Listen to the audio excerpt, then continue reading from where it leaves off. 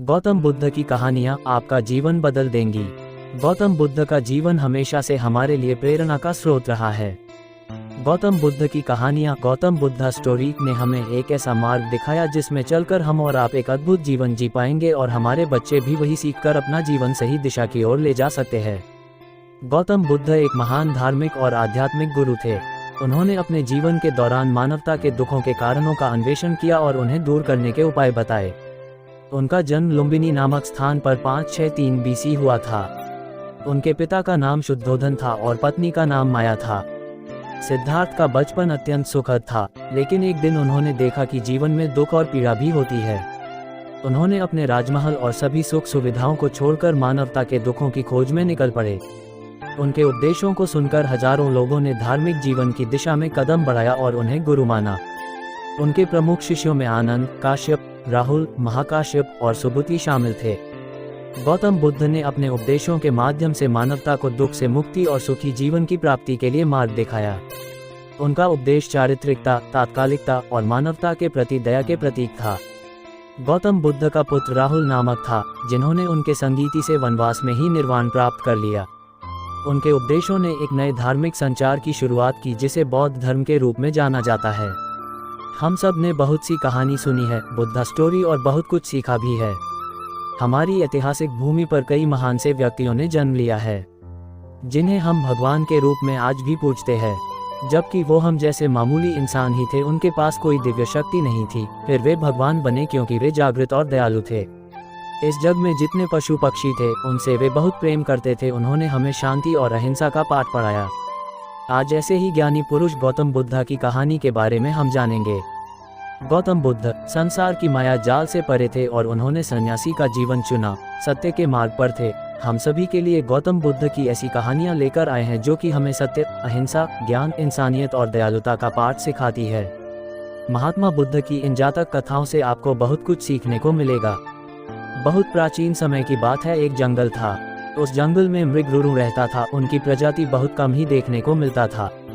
वे बहुत सुंदर और आकर्षक दिखते थे। सुनहरे रंग के चमक और आंखें नीली दिखती बहुत ही मोहक हिरन था। वे मृगरुरु मनुष्य के जैसे बोलता भी था। मृगरुरु जंगल में टहल रहा था, तभी अचानक किसी की आवाज आई नदी में से। रुरु मृग नदी के निकट गया तो देखा कोई इंसान नदी के धारा के साथ बह रहा है। बिना सोचे वो मृग नदी में छलांग लगाता है और अपना पैर पकड़ने को बोलता है। वो इंसान उसके ऊपर बैठ जाता है। जैसे तैसे मृग उसको बाहर निकाल कर बचा लेता है। इंसान जब सुनहरे हिरन को देखता है तो बस देखते ही रह जाता है। उस इंसान ने हिरन को धन्यवाद कहा। तभी मृगरुरु बोलता है, मेरे बारे में किसी को बताना मत, नहीं तो इंसान मेरा शिकार करने आ जाएंगे। मृगरुरु की बातें सुनकर इंसान ने कहा, मैं किसी को नहीं बताऊंगा। इतना बोलकर वो अपने गांव चला जाता है। मगध राज्य की रानी सो रही थी और सपने में उसी रुरु मृग को देखती है। जैसे ही सपने से जगती है, राजा को बुलाकर बोलती है, मुझे वैसा हिरन चाहिए जैसा मैंने सपने में सुनहरा हिरन देखा। अब राजा ने ये बात सुनी और पूरे राज्य में घोषणा करवा दी कि जो भी इस हिरन का पता बता देगा उसको बहुत सारा इनाम दूंगा और एक जमीन उसके नाम कर दूंगा। सब ने ढूंढना शुरू किया पर किसी को मिला नहीं। बात हर जगह फैल चुकी थी। अब उस आदमी को इस खबर के बारे में पता चलता है जिसको मृग ने डूबने से बचाया था। वो इंसान देर न करते हुए राजा के दरबार में पहुंचता है और राजा को बोलता है, मैं जानता हूँ मृग के बारे में कहाँ रहता है। उस जंगल का रास्ता और उसके रहने का जगह भी मुझे पता है। राजा अपनी पूरी सेना तैयार करते हैं और उस जंगल की ओर निकल पड़ते हैं। थोड़ी देर में सभी वहां पहुंच जाते हैं। फिर उस हिरन को चारों तरफ घेर लेते हैं। जैसे ही सैनिक और राजा अपनी तीर चलाने वाले होते हैं, तभी हिरन बोलता है कि मेरा पता किसने बताया। तभी राजा उस हिरन को बोलता देख अचंभित हो जाते हैं और उस आदमी की तरफ इशारा करते हैं जिसने उनको बताया था।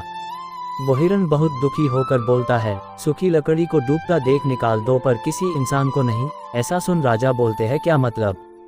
तब हिरन बोलता है, मैंने उस इंसान को मरने से बचाया था और सब भूलकर मुझे मारने आ गया। राजा ये बात सुनकर बहुत दुखी होते हैं और अपने सैनिकों से उस इंसान को मारने को बोलते हैं, लेकिन हिरन बोलता है, नहीं महाराज, मत मारो उसे, मैं उसकी तरह नहीं हूँ किसी को मरता हुआ देख पाओ। राजा इतना करुणा देख उस हिरन के मन में बहुत प्रभावित होते हैं। ये जानवर इंसान की मदद करते हैं, तब भी हम इनको क्यों जान से मारते हैं? ऐसा सोचकर राजा उस हिरण को बोलते हैं, मैं तुम्हें नहीं मारूंगा, लेकिन तुम्हें मेरे महल में कुछ दिनों के लिए आकर रहना होगा और हमें अपनी सेवा करने का मौका दो। राजा की ये बात सुन हिरण ने स्वीकार किया और कुछ ही दिन महल में रहकर वापस जंगल वापस लौट गया और वहीं रहने लगा। हिरण एक जानवर होकर सबको इंसानियत का पाठ पढ़ा गया।